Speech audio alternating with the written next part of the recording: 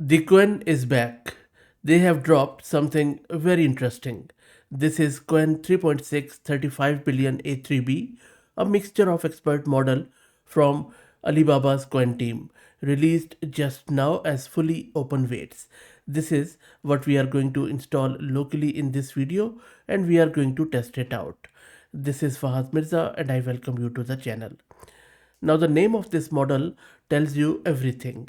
35 billion total parameters, but only 3 billion are active at any given time. That's the magic of mixture of expert. The model routes each token through just a small subset of its experts, so you get the knowledge of a 35 billion model at the compute cost of a 3 billion one. The architecture of this model is quite unique here, but I will get into it as we install the model and go through all the prerequisites. I am going to use this Ubuntu system. I have one GPU card NVIDIA H100 with 80 GB of VRAM, only one GPU card, and I will be using VLLM in order to get it served, which is a very fast inference engine, and we have covered it a lot on the channel. By the way, if you're after the whole Qwen family, we have also very thoroughly been covering it from day one from every angle. While our prerequisites get installed, let's talk a bit more around its architecture. So it has 40 layers and the layout alternates between something called as gated delta net, which is a linear attention mechanism, and standard gated attention, all feeding into this mixture of expert block. It has 256 experts in total, activating 8 routed plus 1 shared per token. Native context window is quite huge, around 262,000 tokens, extensible up to 1 million with scaling. It has also natively multimodal like text, images and video input out of the box. We will also be testing it out. Finally, the big headline feature in this release is something called as thinking preservation. We also have seen it in their hosted model. The model can now retain its reasoning chain across multiple turns, which is huge for agentic tasks where the model needs to stay coherent over long sessions. Everything is installed. Now let's download the model. So we will be using this Hugging Face CLI and it is going to download the model. There are 26 shards of it. Now while it downloads it, let's talk quickly around the benchmark information which they have shared. Now always take these benchmarks with grain of salt, by the way. So you see the headline claim from the Qwen team is that this model with just 3 billion active parameters competes with dense models that are many times larger. And looking at this number on your screen, that holds up pretty well. For example, on agentic coding benchmarks, which is really where this model is designed to shine, this beats its direct predecessor Qwen 3.5 in the same way by significant margin. The one area where you can see the larger dense Qwen 3.5 27 billion dense model still edges out it on some of the general agent tasks, but remember that's a 27 billion active parameter model. On the vision side, and this one surprised me, it matches Claude Sonnet 4.5 on most multimodal benchmarks, but then we have come a long way. We are on Sonnet 4.6 and Opus 4.7 was just released anyway. But if you look at spatial intelligence, document understanding, video reasoning, all are very competitive. So efficient, multimodal, strong at agentic coding, and fully open weight. This is what the picture at the moment is for this model. Let's check out the download. It is almost there. By the way, if you're looking to rent a GPU on very good price, you can find the link to Massed Compute in video's description with a discount coupon code of 50% for range of GPUs. Please follow me on X if you're looking for AI updates. Model is downloaded. Let's serve it. Alright, the model is downloaded. Let's fire it up. Now before I just run this command on your screen with VLLM, let me explain why I am using these parameters. The Hugging Face card says VLLM will try to use the full 262K token context window by default. That sounds great, but on a single GPU, even on my 80 GB H100, the model weights alone are pushing 70 gigabytes in full precision. There is simply not enough headroom left for that much KV cache on top. So I am going to cap the context at 32K, and from there the max model length is the parameter, which is still very generous. And then I am using this GPU memory utilization 0.90 that tells VLLM to use 90% of available VRAM, leaving a small buffer. Reasoning person is Qwen3 for this model specifically. It tells VLLM how to handle the thinking blocks that Qwen3.6 generates before its final response. And the last two flags enable tool calling, which is what makes this model genuinely useful inside agentic frameworks such as OpenClaw, which we will also check out in the subsequent video. But now let me quickly run this, and it is going to serve it on our local system.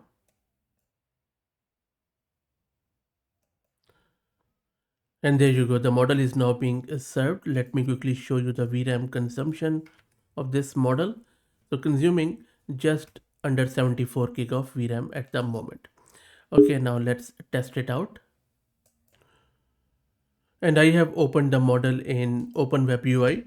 Let's check it out. So the first test I'm going to do, I'm asking it to create me a tab UI interface.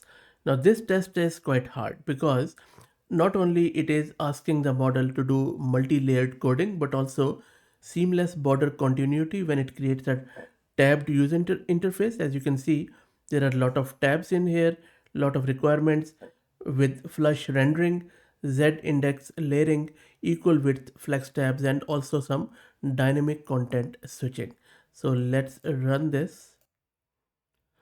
So Qwen has started thinking. Let's check out its thinking thread. You can see that it is going to keep it very concise, yet it is going to go deep, and that has improved a lot in these new Qwen models. It is thinking, going step by step, a lot of thinking is happening, and now it is creating that code in chunks. As you can see, as I said, it is going very deep, and wow, it has already generated it. As you can see, let me open it in the browser. Maybe I'll just open it in the full screen. And okay, so I'll just exit because I can't see the tabs. We'll just do it here. There you go. So tabs are working with the icons, and if it is so responsive. You see, it changes the color, and it has done exactly what I asked it to do. Amazing, amazing performance. And I have tested it with few other models, including the Sonnet 4.6. It made some mistakes in one shot, but this one has done pretty well. Very good stuff, because creating these tabbed interfaces is not easy. I'm just going to do yet another coding task because I'm so impressed by this model. So I'm asking it to create me a playable 2D side-scrolling Flappy Bird style game where the character is flying fox bat, and deliver it as a single self-contained HTML. Let's see if it is able to do it or not, and then we will open it in the proper browser then. So the code is done. Let me open it in the browser. I'll just open another tab, and I'll just drag this index.html. There you go. And I'm going to press click or space, and there you go. So you see the flying fox, which is quite good. I'm pressing space bar and I'm playing. There you go. Because I just touched the upper bar, let's do it again. I'm not good at games, I'm sorry. So just you have to bear with me. I'll just try my best. There you go. Again dropped. So of course it can be polished. There's a lot of things which can be done, but remember, it's a single shot one, and I think it has done quite well. Look at the whole canvas where it has rendered the moon and everything. And again, no external dependencies whatsoever. Okay, pretty good. Let's quickly now do a multilinguality test. So for multilinguality, the situation is something like where the model is the official communicator for the world's most extraordinary cultural event in Brazil. It's in its rainforest, where this is a once in a century celebration where indigenous tribes from across the Amazon for the first time ever have opened their sacred ceremony to the world. And then, some 2000-year-old tree is there, and lot of stuff is happening. Now, this has to be announced in all of these languages. Let's see what the model does. Normally, it is quite clever enough to not think for long for such tasks because they are, straightforward translation. But let's see how it goes. So I'm just going to let it run, and then when it finishes, I will show you the result, and then you can tell me what do you think about the translation. And by the way, this is not a simple word-to-word translation this time. The task is a bit hard. So I'm asking it to write the full announcement, and I'm expecting it to tell us what is happening, when it is happening, which is May 1st, 7 days, where it is happening, Amazon Basin, near Manaus, Brazil, and how to attend it, free entry registration required, and what is the vibe, urgent, magical, historic, you must be there, something like that. So the results are here, and here is the thing. I cannot do, check each and every one of them. So you have to help me out. But so far, what I have looked randomly, it has just thrown it out of the park. You see, English is simply amazing. Everything is there. Chinese, Hindi. I'm just scrolling down. You can pause it and check it out. Few of them which I have checked are spot on. Few mistakes here and there which are a bit literal. You see that Indonesian is also amazing, amazing. And some of the African languages, some regional Indian languages, and then we have Southeast Asian languages. Persian is there, Gujarati, Ukrainian, Polish. I'm just scrolling down, so please let me know. And if I have scrolled down your language too fast, you couldn't see it, let me know in the comments. Okay, so you see it has written so much, so much. All the languages are there, the Scandinavian languages are there. And then again few of the African languages, this one, and then I'm just going down some other regional languages. And if you want me to include your language, feel free to put it in the comment. There you go. So let me know. Look at this gibberish. Okay, good stuff. Now, so we have checked this out, and it also shows you the language prowess of the model, which is quite good. Let's check out some multimodality. Okay, so for multimodality, I'm going to give it this image, which I got from social media. I'm trying my best to find the source, but if you know the source, let me know, and I will mention it in the description. But look at this, how cool is this one? Air conditioned lawnmower. So I'm asking it that you are a historian specializing in retrofuturism and mid 20th century consumer culture. Analyze this magazine advertisement in detail and then tell us what era this is from and how can you tell what problem this product was trying to solve. So it should be fun. There are a few other things which we are asking. And look at this chain of thought where model is slicing and dicing this prompt and then going deep, getting the response back, and then going to give us. So let's wait for it to come back. And look at the response, genuinely impressive. It has nailed the era. It has read the gender dynamics with real nuance. And if you read through this, the modern relaunch section was creative and culturally sharp. I'm just going to go down and show you. There you go. This is the relaunch campaign. How good is that? And the detail about that 25-cent price point, narrowing it to 1960-61 specifically shows strong visual contextual reasoning, not just generic description, which also shows you that the OCR is really awesome. Okay, next up I'm going to give it this handwritten one where there are two words are crossed out.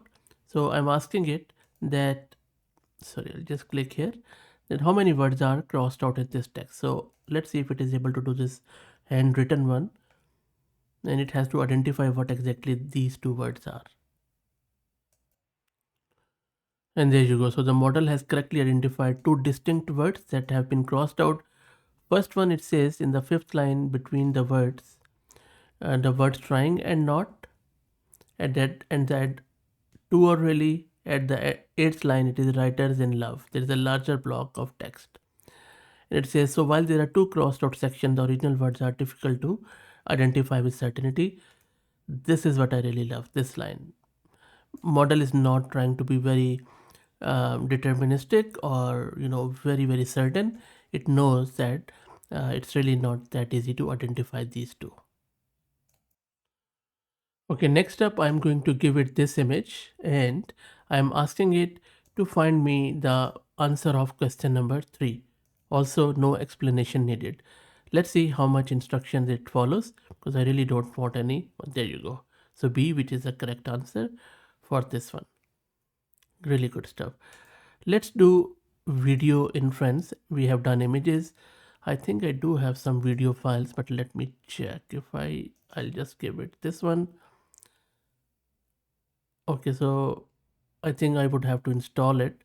But anyway, maybe I will do the video inference later in the next video because I'm planning to do multiple videos on this one.